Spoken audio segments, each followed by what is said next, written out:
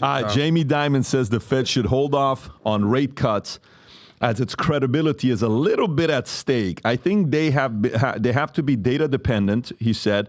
If I were them, I would wait. After all, they can always cut it quickly and dramatically, said Dimon, who dialed into the event remotely. Their credibility is a little bit at stake. I would even wait past June and let it all sort out. Dimon caution is based on his view that even though the U.S. economy is kind of booming right now, there's still a risk could enter a recession. The Fed has cut interest rates multiple times since March of 2022 to cool high inflation while trying to steer the economy into making what's known as a soft landing when the economy cools enough to bring inflation down without falling into recession. The U.S. economy appears resilient even after numerous rounds of interest rate hikes. Job growth remains robust and consumer spending is still strong. Tom, what is he saying here? Well, what Jamie is saying is, will the Fed please stick to a plan so I can make money? That's what Jamie Dimon is saying. And I'll tell you why. His credibility problem was last year, all of the Fed estimates and the Fed's own statements, how many rate cuts would we expect this year? Up to 6. Remember that? Now it comes back and it said, well, maybe 4. And now we're sticking with 3. The 60 Minutes interview that Jay Powell did, we're looking at 3. No rate cut on the 19th and 20th coming up next week, but probably a 25 basis point, 0.25 rate cut on April 30th, May 1st. So what Jamie Dimon is saying, the markets would like stability, stop changing the story, but they're not changing the story. The market has been reacting to data.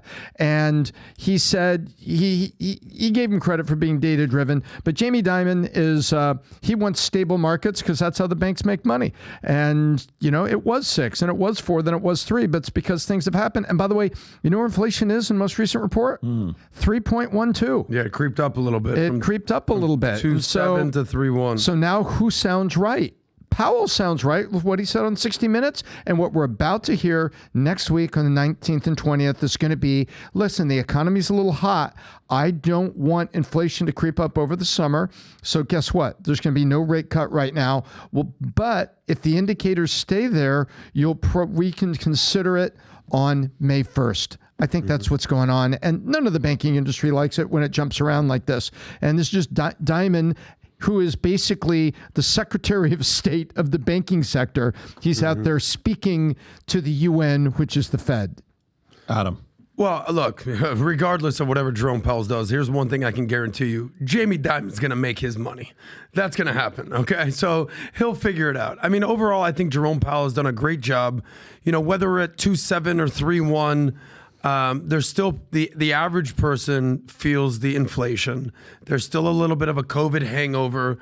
Today's the 4-year anniversary of the revelation of COVID when Donald Trump basically declared it a national security situation. But inflation has cooled. I think we did a story a couple days ago where like the real CPI, the consumer price index, was actually much higher than what inflation shows. But I think overall, Jerome Powell has done a very good job. I think when we did this podcast last time we talked about him, I gave him an A-. I think you also gave him a very high mark. I think he's a steady hand at leadership at the Fed, and he's not beholden to anyone, it seems. And look, if you take a macro perspective, not Macron perspective, if you take a macro perspective of what's going on in the economy, you have to admit the United States has rebounded arguably better than any major economy in the world. Now, are there issues? Are there things? Are there concerns? But overall, there's a lot of things to like in America today. The economy is strong. Inflation is cooled. Stock market is all-time high. Bitcoin's at all-time high. Wages are fairly high. Unemployment is fairly low. There's a lot to like in the economy. But if you're the average guy out there, I could totally understand why it's tough to get ahead and you're living paycheck to paycheck. But you want to know what? Since I even started covering financial stuff in 2015, 2016, 2/3 of Americans have been struggling living to paycheck since then. That's Obama, that's Trump, that's Biden. That's just the reality in America. Most the average person There's only one problem, though. Yep. There's only one problem with that. And even if we look at it from the Macron economy, you would see that we are kind of transitioning into a different phase with inflation. And even though it was a minor issue a couple of years ago, it may evolve into a mature issue later on as we're kind of transitioning through this entire process. A lot of transitioning. Yeah. Well you gotta played, you gotta, my friend. you gotta as kind Tom of, always says, you can find Jerome Powell but, upstairs in the attic banging on that cheerleader. No, out there. he hasn't been upstairs in a while. But by the way, Rob, can you pull up Brandon? I don't know if you're able to pull it up. Brandon did text it to us. The whole concept about the fact that what's going on with Middle America and how much they're in America, they're getting smaller and smaller and smaller over the years. And Brandon, if you're watching this, if you can send that over, that is my biggest concern, okay? Brandon, I know you have the data. We talk about it all the time. You know the chart that shows how big the middle class was versus upper class versus, income-wise and where we are today. If you can send it so Rob can pull it up. You have it somewhere on your phone. That is by far the most important data for us to be looking at. Is that it? Yeah, so check that out. That's the concern. That is the biggest concern to me that I'm looking at. From 1971, lower income was 25%, upper income was 14%, middle income was 61%.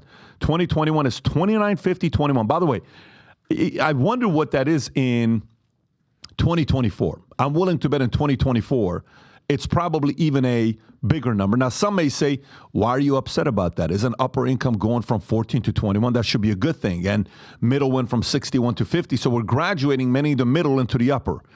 Fine, if you want to make that argument. That is only the solid argument if the lower income decreased. But the lower income went from 25 to 29. So we can keep doing what we're doing with the current strategy that we have. It's going to make guys like me richer. Trust me. It favors guys like me all day long. But it's not a better economy. The more lower income increases, the more crime in America increases.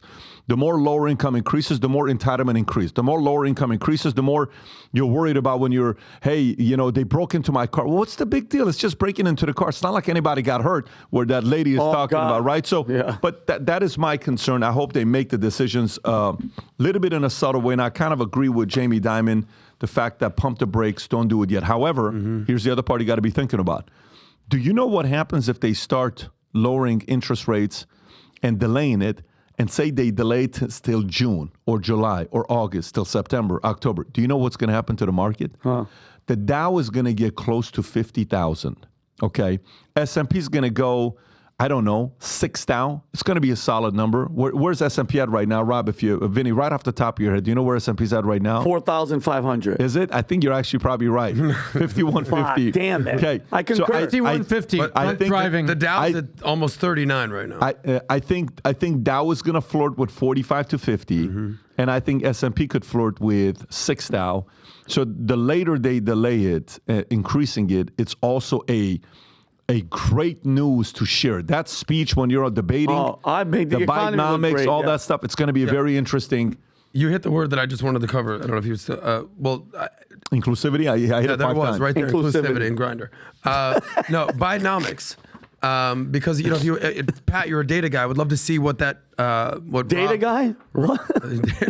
You want him a data guy? What the hell's going on here, Adam? If you can go back to that thing. Pat dates a guy. What? I'd love to know where the middle class right there, because it is true the middle class is shrinking. And then if you want to just basically critique Bidenomics, you just look at the data. I'd love to know where it is in 2024, because Biden's whole Bidenomics is premised on the following: that he wants to build out the middle class. He wants to build from the bottom up, not the top down. Basically, you saw that subtle little jab where he talked about trickle-down economics and Reagan. That's where he went with this. So I'd love to know what Bidenomics has done since 2021. Has the middle class actually grown?